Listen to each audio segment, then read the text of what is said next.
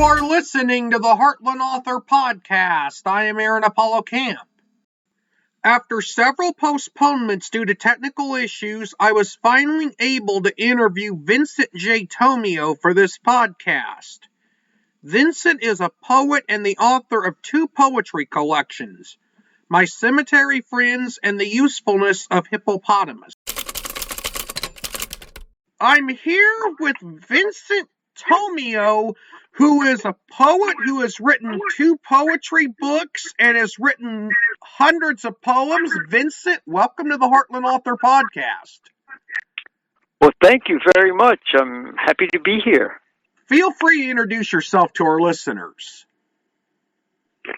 My name is Vincent J. Tomeo, and I am the author of The Usefulness of Hippopotamus, a humorous chapbook for trying times. That's my most recent book. This book has to deal with how one confronts a challenge during a trying time.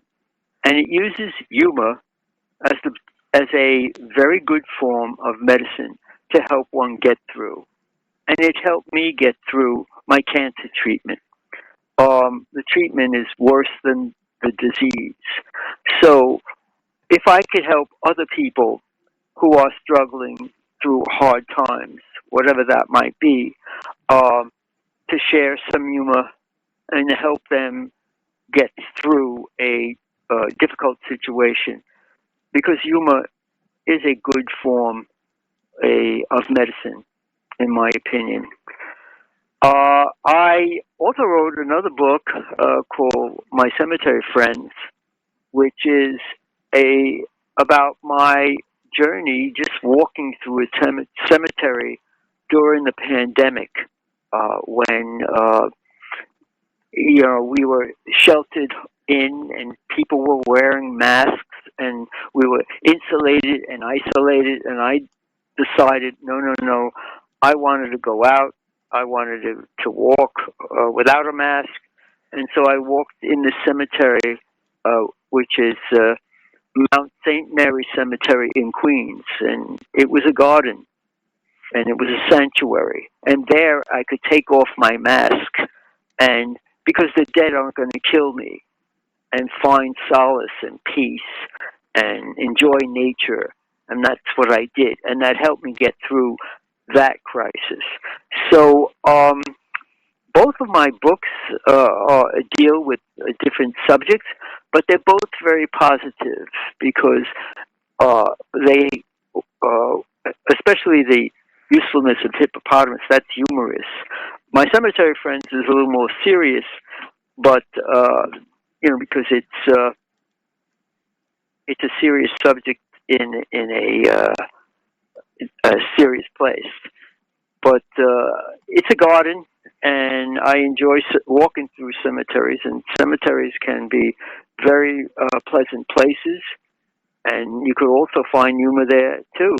In fact, one time I was walking through the cemetery, and I met a teacher from my school, and he was visiting a grave, and I didn't want to disturb him, but he saw me and he acknowledged me, and I walked over, and he was with his two daughters, and we were in conversation. One of the daughters said to me, Mister, how old are you? And I said 70, and she said, is that why you're so short? So even in a cemetery, you could find some humor. Anyway, I enjoy writing. I feel that writing is a great therapy, and I want to help other people. I was a teacher for 38 years, and teaching gave me purpose. I enjoyed every moment of it. And now that I'm retired, I'm writing.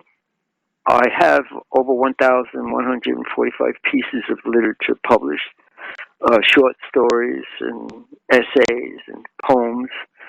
And I'm published in magazines and anthologies and newspapers.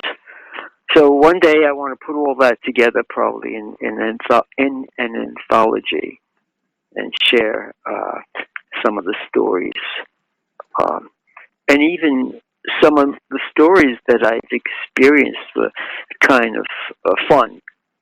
For example, when I was in North Dakota, I decided to go into Starbucks to have a cup of coffee. Now, I never go to Starbucks because I just don't. But this one time I had to because there was no other place to purchase coffee. So I go in, and the person asked me my name, and they said, "Oh, what is your name?" And I felt uncomfortable because I'm from New York City. You don't ask somebody their name when they order coffee. So I was suspicious, and I said, "Why?" And the other person said, "Well, take a seat, and we'll call you." I'm sitting down, and I hear, "Why? Why? Why?" And I'm wondering why they're calling why. And all of a sudden, this person comes up to me and says, "Why your coffee?" in a very terse manner. And I said, "Why? Thank you." So they thought my name was Why. Well, and then one of my friends said, "Why did you go to South Dakota?" And I said, "Why? Because I felt I saved the best for last. That's why." Writing is fun. Reading is fun. And I want to share joy, and I want to help people through hard times with humor, or have them chuckle, because that might help them feel somewhat less miserable. What else can I say about myself? I was a teacher, as I said, and it gave me purpose. And in fact, sometimes I was a history teacher and English as a second language. And oftentimes I would include a poem in a lesson, and then I would teach the students how to explicate the poem and interject the historical knowledge relating to the poem. So poetry has always been with me, and I find great pleasure in it. As a teacher of English as a second language, and as an American history teacher for, I think, 38 years, it really helped, and it gave me purpose, and it fulfilled my life and my goals. I hope that my book, or my books, both of which are different subjects, but my Cemetary Friends is humorous, and I took everyday objects that people could relate to, and I made them come alive. So it's not obtuse, and it's not, iambic pentameter and very difficult. I just want to read one brief poem to you. Go ahead. And we could all relate to this. Charging a cell phone. My son visited me in the hospital. The whole time he was on his cell phone. I was on life support, struggling to breathe, survive.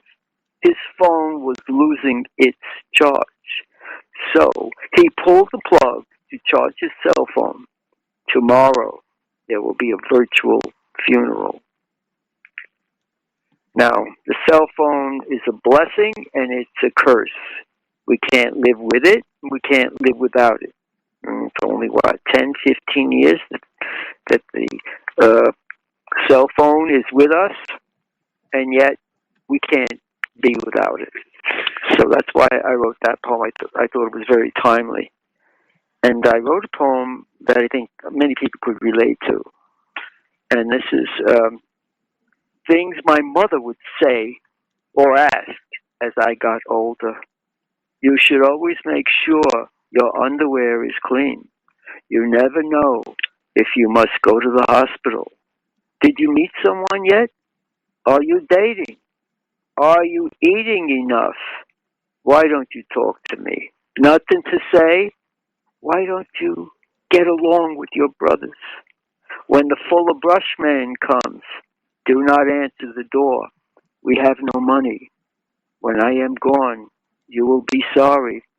Are you dating? When will I have grandchildren?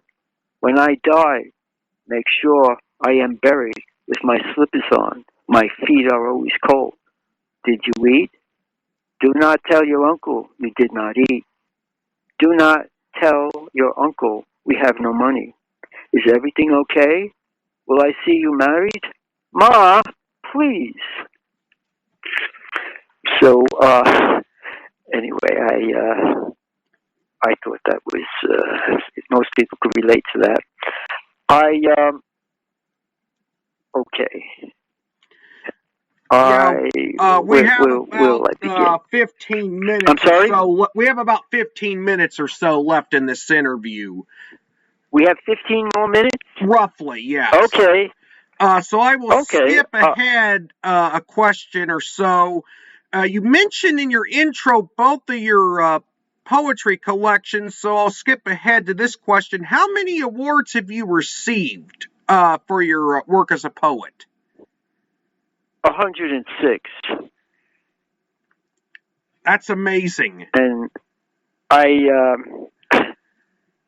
yes, I entered them many into different poetry contests and different, at the time, like Byline or different magazines would have contests, and I would enter a poem.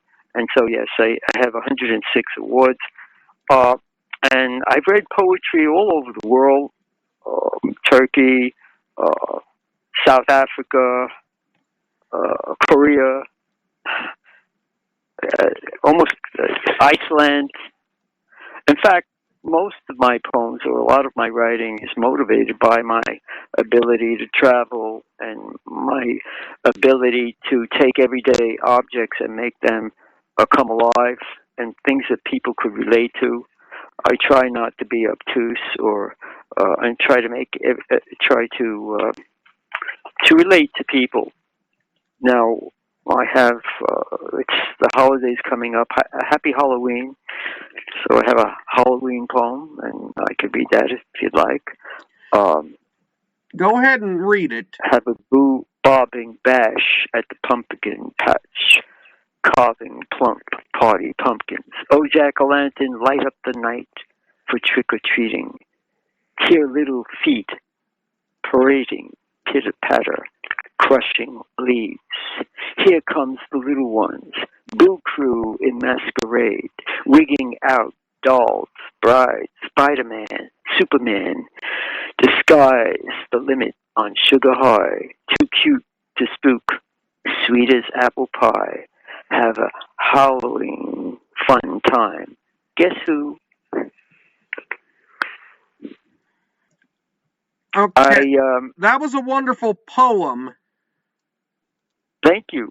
You have any questions you want to ask me? Oh, I do have a few more questions. Now, your two poetry books, The Usefulness of Hippopotamus and My Cemetary Friends, did you self-publish those, or were those traditionally published? Good question. I would say they were self-published because Atmosphere Press, they published both books. So I guess that would be self-published. Yes. Now, yes. If you have a typical writing routine, sorry, go ahead.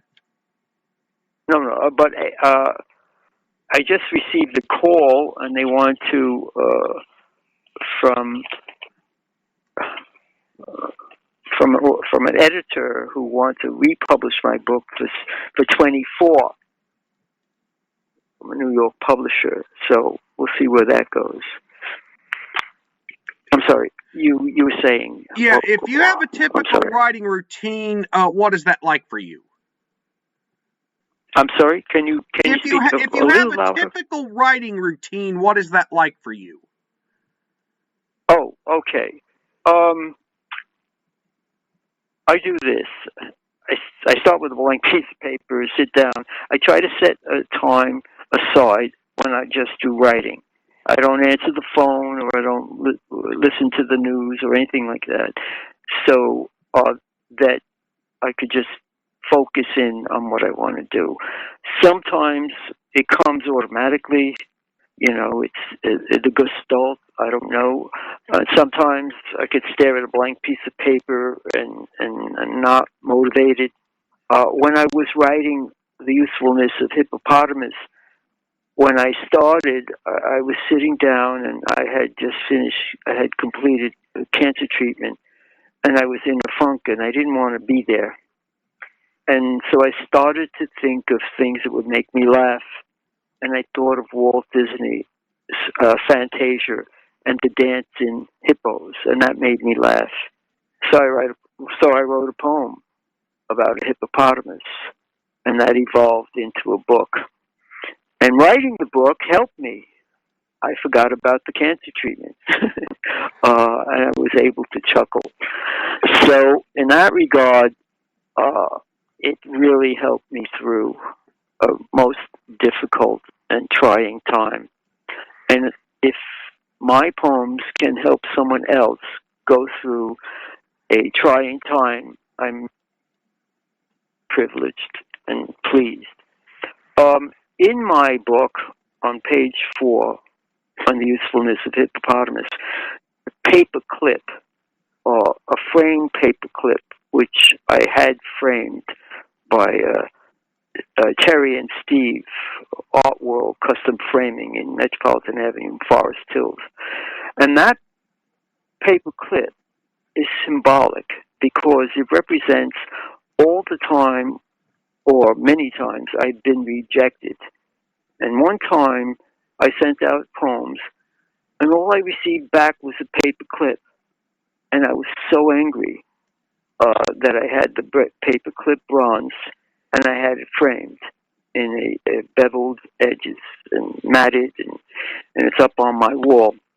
And it reminds me of all the time I've been rejected, but never give up. And so I wrote this poem, Paperclip Exchange, strip number 4. My poetry submissions never returned. All I received back from an editor was a paper clip. I had the paper clip bronze. It is now on display in a gilded 15th century Baroque frame, trapped between 2 acid-free pieces of glare-free plexiglass, secured on archival matted board with beveled edges painted in pate white. It now has submission powers. It serves to remind all who submit poetry that others came before, others will come after. I may be rejected. I may only have a bronze paper clip. I may be accepted. Now, before I submit, I think of trees. I burn vanilla incense, recite the rejection chant. Thank you for showing an interest. Sorry, not right for us. The submission period is between August 1 and November 1. Try us again. Please consider this poem for publication. And by the way, they published the poem. So now I have that poem published along with my framed paperclip. And the paperclip is in my home, and it's prominently displayed, and it really helps me. So, yes, poetry, I take objects and I make them come alive, and I have a lot of fun doing it. And or what could I say? I'm going to read another poem. Refrigerator. A revolution started when garlic spread rumors. The very thought of being blended into puree was just too much. Fear overcame all the inhabitants. Heard a noise coming from my refrigerator. Opened the door. Saw leftovers revolting against unopened plastic bags of fresh produce. Spinach slapped spaghetti in the face. Red beets overturned. Applesauce turned orange. Eggs scrambled for dear life. Leftover pizza screamed, "Eat me cold!" Asparagus fainted. Robitussin cough medicine taken with amantadine has a strange effect on me. Okay, I've got time for one more question. One of your poems, Idaho, is publicly displayed in the Idaho Potato Museum in Blackfoot, Idaho. How did you convince the Idaho Potato Museum to display your poem? And if you have that poem available, can you read it for us? All right. I was in Idaho, and I wrote a poem while I was there on a potato. And I read it to them, and we all laughed. And then they asked for a copy. I said, let me go home and let me type it up, and I'll send you the copy. And so I sent them the copy, and they framed it. And so it's now in the Idaho Potato Museum. So as you walk in, too. So now I'm trying to look and see if I have that in this anthology. If I don't have that one, I have it. I mean, I don't have readily available. Is that okay? That's okay. I'm afraid to go into my file because then let people I'll lose know the connection. It's in the Idaho Potato Museum in Blackfoot, Idaho. Yes, in the Idaho Potato Museum. And it's a poem on a potato that I wrote. It's kind of risque, too, about mashed potatoes and baked potatoes and potato this and potato that and blah, blah.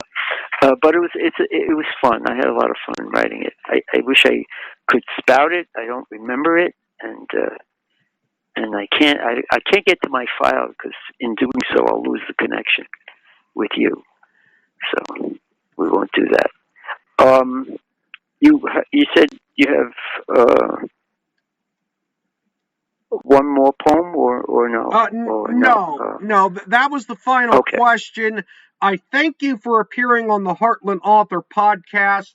You were a wonderful guest, and through all the technical difficulties, I'm pretty sure I've got an interview file that I can work with. Well, thank you very much for giving me the opportunity to share my work with your audience.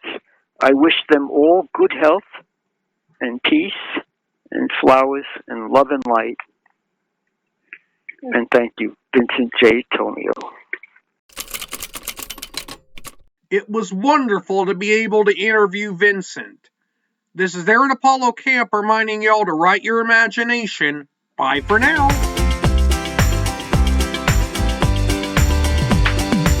You can learn more about me and my book writing projects at campaaronapollo.wixsite.com/authoraac. You can follow me on Facebook at AuthorAAC and on Instagram at AACscribe. Copyright 2023, Aaron Apollo Camp, all rights reserved. This podcast episode is intended for the private listening of our audience. Any reuse or retransmission of this podcast episode without the express written consent of the podcast host is prohibited, except under fair use guidelines. Royalty-free music and sound effects obtained from https://www.zapsplat.com.